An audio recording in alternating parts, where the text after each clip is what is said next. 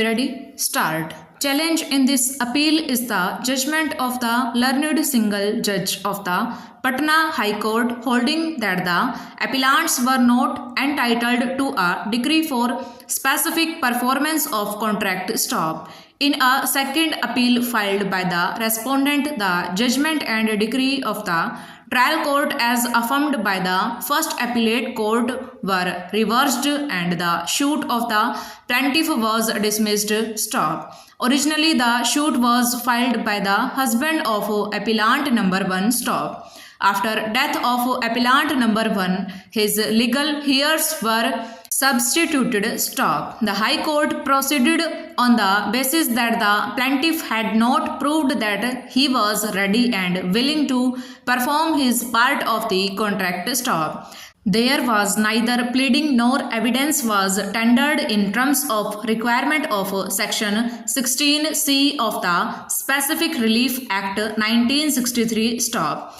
Learned counsel for the appellants highlighted as to how the judgment of the High Court suffers from various infirmities both factually and on principle of law. Stop. None appears for the respondent, though she was represented by a counsel who did not appear on several dates of hearing and also is not present today. Stop. Stanza. The High Court recorded findings to the effect that there were no specific averments in the pleadings that the plaintiff was ready and willing to perform his part of the contract and also no evidence was adduced in this regard. Stop. As rightly pointed out by learned counsel for the appellants, the findings are contrary to the materials on record. Stop. As noted by the first appellate court in various paragraphs of the plaint, more particularly paragraphs 18 and 22, specific averments regarding readiness and willingness of the plaintiff to perform his part of the contract have been made. Stop. Additionally, the plaintiff, who was examined as PW9, has categorically stated that he had gone to tender the money, that is the consideration, to the defendant, who was not agreeable to return the sale deeds, and therefore the only course left open to the plaintiff was to file a suit. Stop. Stanza.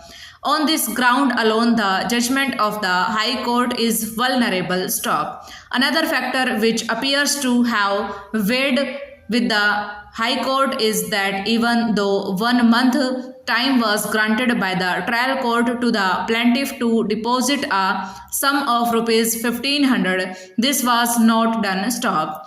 This again is a finding contrary to the materials on record. Stop. There can be no quarrel with the proposition that in a suit for specific performance of the contract, the plaintiff must prove that he was ready and willing to perform his part of the contract continuously between the date of the contract and the date of hearing of the suit. Stop. But the finding that the plaintiff has not proved his capacity to perform his part of the contract, as he was not even ready to deposit the money in terms of the trial court's order, is factually wrong. Stop. It appears that no such plea was raised by the defendant before the first appellate court. Stop. Stanza.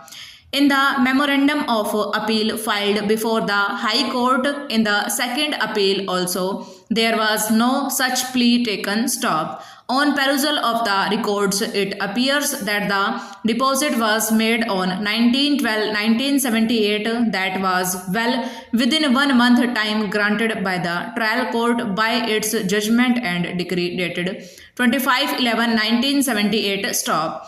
Confusion appears to have arisen because, notwithstanding the deposit, an application for extension of time was filed. Stop. The High Court should have ignored the application and should not have put any emphasis thereon, as verification of the records would have revealed that the payment had been made. Stop. Even otherwise, there was no such plea taken by the defendant within bracket respondent herein about the non-deposit within time granted by the trial court stop. The High Court should not have acted on an oral submission made by the learned counsel for the defendant who was the appellant before it without granting of an opportunity to the present appellants to have their say in the matter stop. Above being the position, the impugned judgment of the High Court is indefensible, deserves to be set aside, which is direct stop stanza.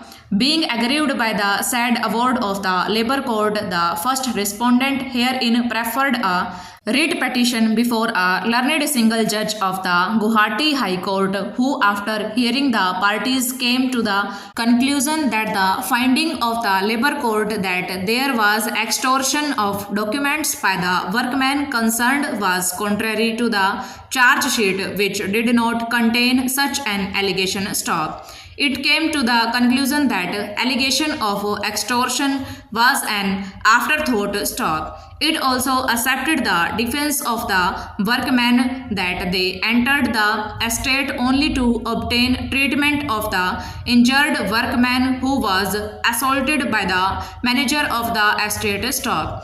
It also held that the Labour Court did not apply its mind to the vital facts and circumstances of the case as alleged by the learned counsel for the workmen who appeared in the said writ petition stop. On that basis, the learned single judge came to the conclusion that the Labour Court did not appreciate the material on record properly and passed the order justifying the dismissal, which is disproportionate to the offence alleged stop. It also held that the workmen who were tried before the criminal court were honorably acquitted by the criminal court and the departmental inquiry held by the management was faulty stop. On the said basis, it set aside the award and directed the management to reinstate the surviving workmen who have not attained the age of superannuation with compensation of rupees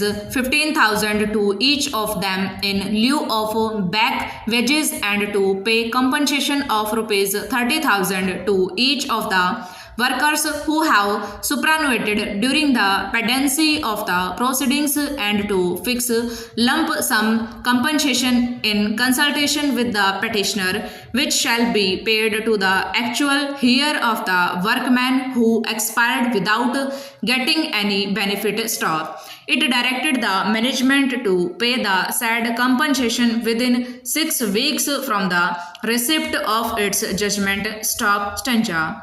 Shri K.R. Chaudhary, learned senior counsel, addressing arguments on behalf of the appellant, contended that the Labour Court, having permitted the parties to adduce evidence in justification or otherwise of the finding of the domestic tribunal and having recorded evidence in this regard, justly came to the conclusion that the management has established its case of misconduct against the workman stop. He also contended that the finding in regard to the extortion of the documents was not actually a new charge but was in fact a part of the charge which referred to the wrongful confinement of the manager and there being sufficient material before the Labour Court both in regard to the long and wrongful confinement of the